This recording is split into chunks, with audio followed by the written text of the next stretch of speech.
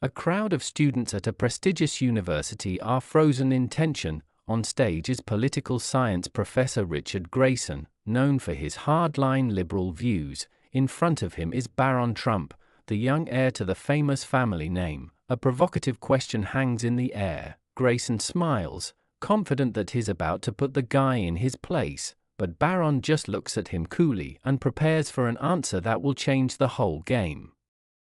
Barron Trump entered a prestigious university with a clear intention to prove that he was not just the son of a famous politician, but an independent person. From the first day, he felt the eyes on him. Some looked with curiosity, some with distrust, and some with open contempt. For many, he was just a rich kid who got everything without trying, but Barron knew he had to show that he was worthy of respect not because of his last name, but because of his knowledge and character. There was one faculty member whose feelings about Barron were immediately apparent. Dr. Richard Grayson was a political science professor whose lectures were popular with students for his sharp tongue and charismatic delivery, but behind that charisma was a strong ideological position. He was a staunch liberal and an outspoken critic of anything conservative. The Trump family had been the target of his sarcastic remarks, and now that Barron was in his classroom, the professor saw an opportunity to demonstrate his beliefs once again.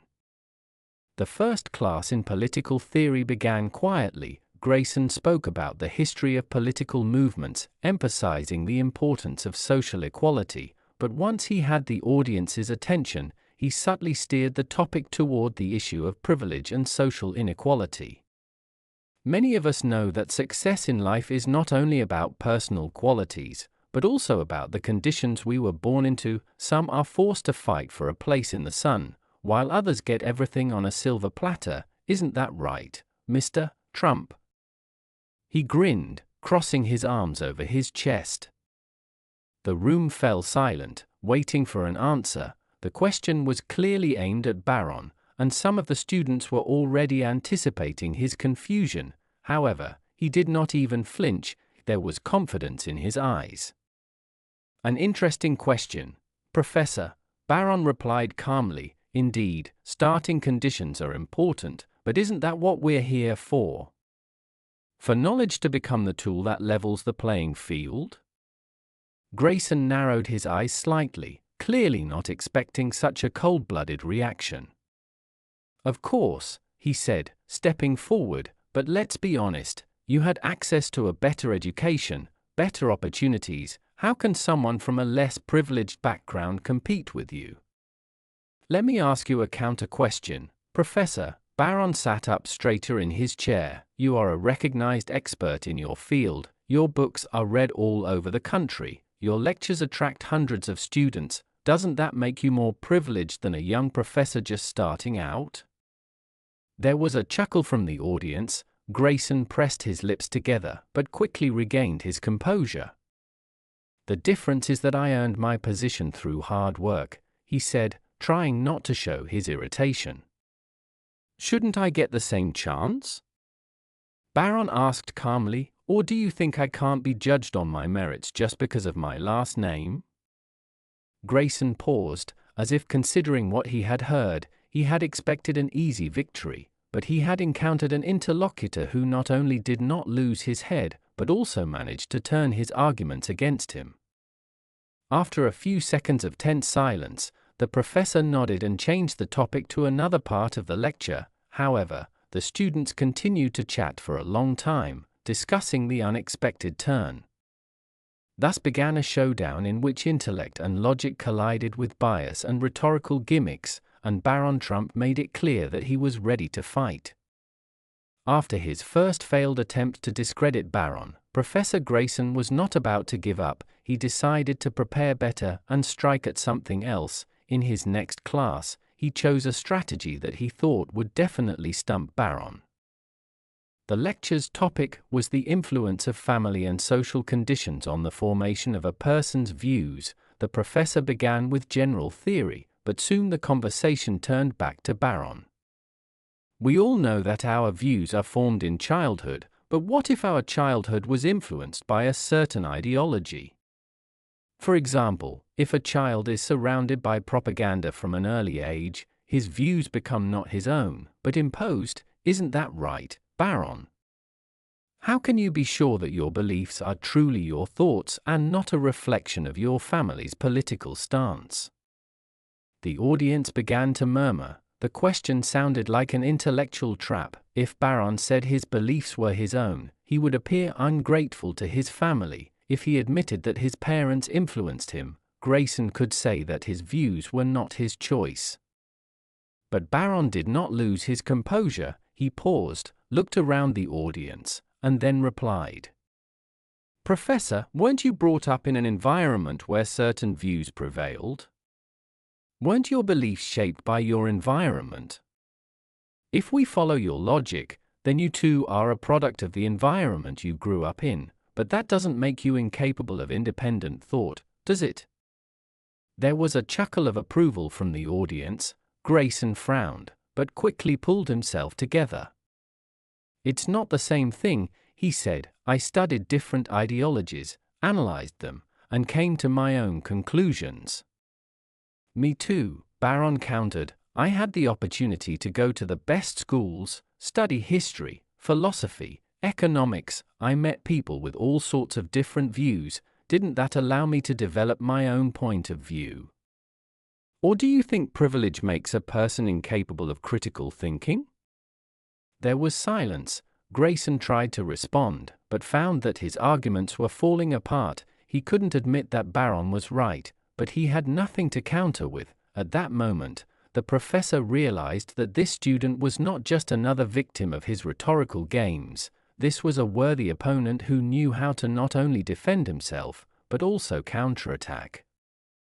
After 2 failed attempts to embarrass Barron, Professor Grayson decided to deliver the final, decisive blow. This time, he prepared carefully, thinking out a strategy that, in his opinion, would finally discredit the young Trump in front of the entire audience. The topic of the lecture was the ethics of authority. Grayson began with the general principles of morality in politics, but soon returned to Barron.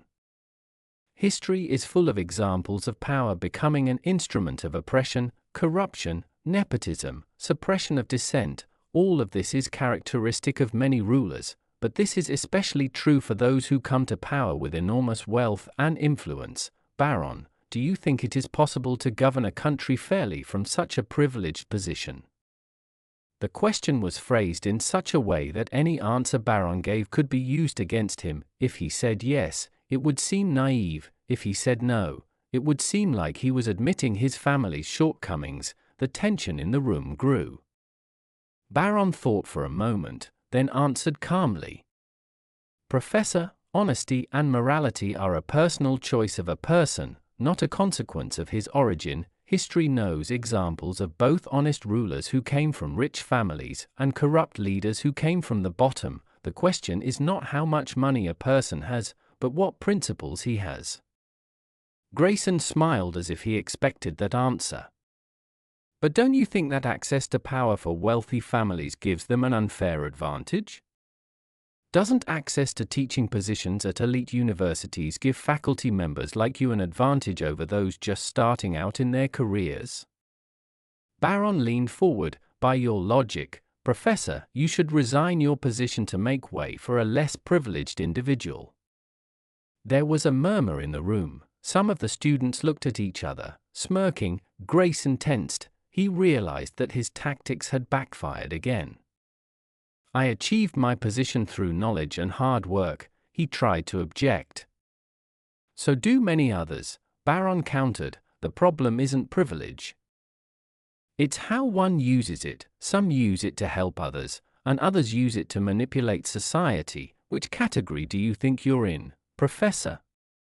Grayson opened his mouth, but said nothing. The audience applauded. Even those who had previously been skeptical of Barron now looked at him with respect. The professor realized that he had lost. On this day, Barron Trump not only proved his intellectual worth, he made even his most ardent critics think about their beliefs, and most importantly, he did it without aggression and malice, only with logic and self-confidence. After the lecture, Barron was surrounded by students. Some came up to him with smiles, congratulating him on how he had handled the professor. Even those who had previously been skeptical of him now looked at him differently. "You did a great job of beating him," one of the students said, shaking Barron's hand. "I don't think it's a matter of beating," Barron replied. "It's not about out-arguing, it's about showing people a different perspective." Meanwhile, Professor Grayson stood in the hallway. He looked puzzled. He was used to being the master of discussions, but today the situation was out of his control. He walked up to Barron, looked him in the eye and said, "You know how to take a punch, Mr. Trump. Perhaps I underestimated you." "Perhaps," Barron replied calmly, "but don't underestimate your students. They can think for themselves." Grayson nodded and left without another word. That day had been a turning point, not just for Barron but for his classmates, who now had a different view of bias and the power of the intellect. Following the debate at the university, a wave of discussion swept not only the campus but also the media. A video of the verbal duel went viral on social media, causing a storm of emotions. Conservative commentators admired Barron's poise and logic. Liberal media tried to paint a different picture, but even their audiences noted the young Trump's ability to hold his own. Meanwhile, Professor Grayson faced unexpected consequences. Some students began to openly criticize his bias, and university officials demanded that he review his teaching methods. He realized that he himself had become a victim of his desire to demonstrate superiority. As for Barron, he learned the most important thing: people respect not names, but the strength of arguments and personal qualities. The experience not only strengthened his self-confidence, but also showed him that truth triumphs over bias, even in the most unexpected places.